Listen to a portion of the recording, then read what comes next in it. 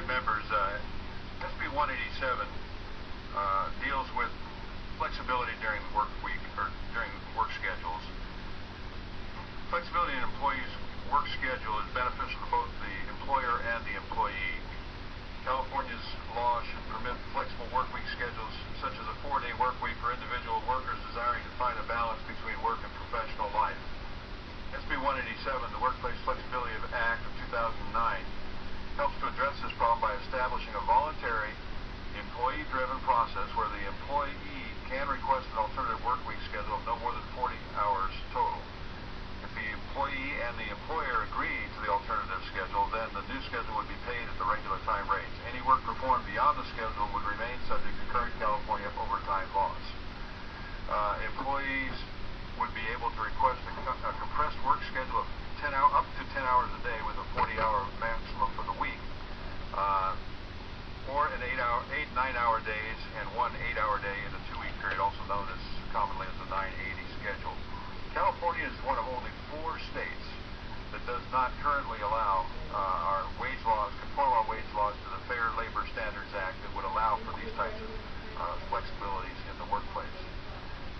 Under current California law, in order for a non-union employer to allow their employees to work alternative schedules, the employer is required to follow the Division of Labor Standards Enforcement Policies and Interpretations Manual, pages 56.1 through 56.15, that explain how an employer and employee come to this agreement and ratify it and move forward. The problem with that is that there's always room for somebody not to cross a T or dot an I in these 16 pages. When that happens, employers are subject to lawsuit after the fact, long after the fact in many cases. This whole discussion has been back and forth several times. It's another area where we have an absolute need to try and make California, while protecting the worker, but California a better place to do business. It offers the employee the opportunity to initiate those conversations that are going to help him improve his quality of life by allowing him to compress his schedule into a 4-day work week. It then allows the employer to concur with that employee's request without being penalized by undue overtime responsibility. Just one question since you're here to answer. Back to my original comment on the prior bill. What is it in current law that has allowed 15,000 or some such number of businesses to manage to give such flex time to employees that makes everybody feel like it's not there? I mean, I don't understand why you feel some need for some new thing when there is a way to do this, and millions of hundreds of thousands of employers throughout the state are taking advantage of it. Is it that employers don't know about it, or is it what is it that makes them feel like they can't do this under current law, which I believe they can? Under current law, a complex process versus scripted is required, and it's not so prescriptive. Every 15,000 businesses haven't figured out how to do it. 11,000 businesses have submitted information to the IWC that keeps track of it. It's on our website. However, we have close to 1 million businesses in California. Many of our members are afraid to go down that road and do that process because they're afraid of liability. Most of the employers that do have less liability if you have a government overseen process of election. They don't have any liability. They don't oversee the process. There's no oversight of the process, and just because they file with the agency, it doesn't mean that they have any protection or that they've done it right. There's no approval or disapproval of the process. Many of the employers that do go through the process use an attorney, and a lot of businesses don't have that option. They don't have that resource. Mr. Chair, members. Your time's up. Thank you. Mary. Caitlin My Vega time to Caitlin. with the California Labor Federation here in opposition to this bill. I would like to just speak for a brief couple of moments about what exists in current law, because in our view, current law strikes just the right balance between providing flexibility for employers, for workers, and providing worker protection. The 8-hour day is pretty sacred to us. We believe that the default rule works 8 hours, if they're going to be required to continue to stay at work, to be away from their family, they should get premium pay for that. That's the default rule. However, California does provide for alternative workweek elections. You can go to the website on the DRE, the link on the DRE website, which will show you that 15,000 employers have successfully used alternative workweek elections. They are not hard. You simply gather your employees together. You say, I want to propose an alternative work week. Here's what it's going to look like. Either everyone's going to go to one schedule, or I'm going to provide you with a menu of options. 2 weeks we're going to vote.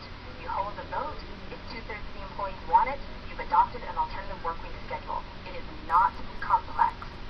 The problem with this bill, fundamentally, is that when you get into this individual,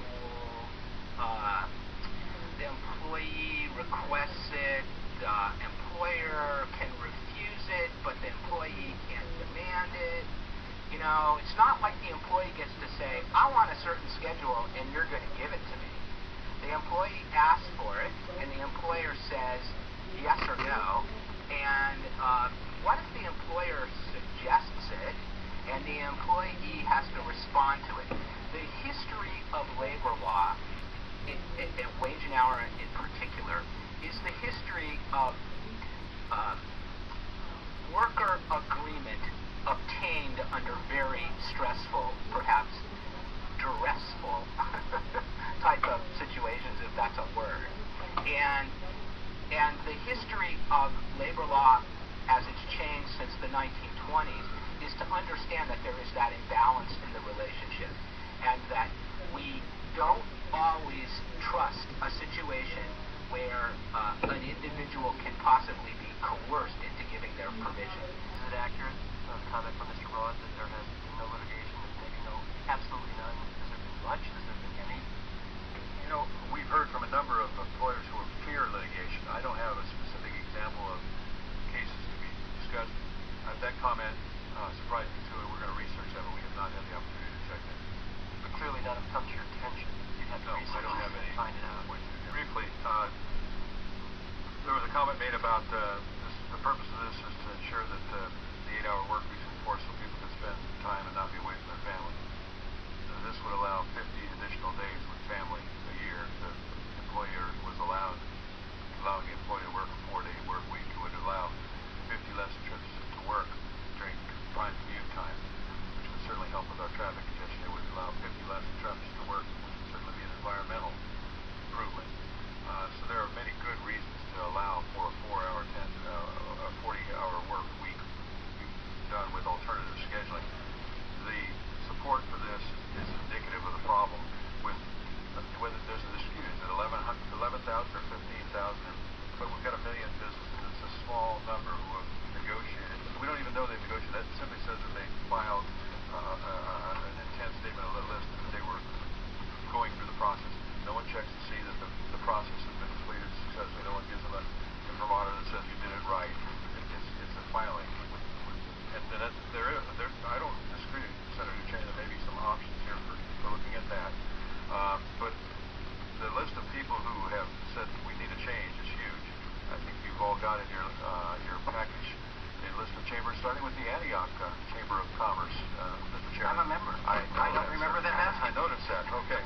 I would have said no. They fear litigation, whether it's actual or real.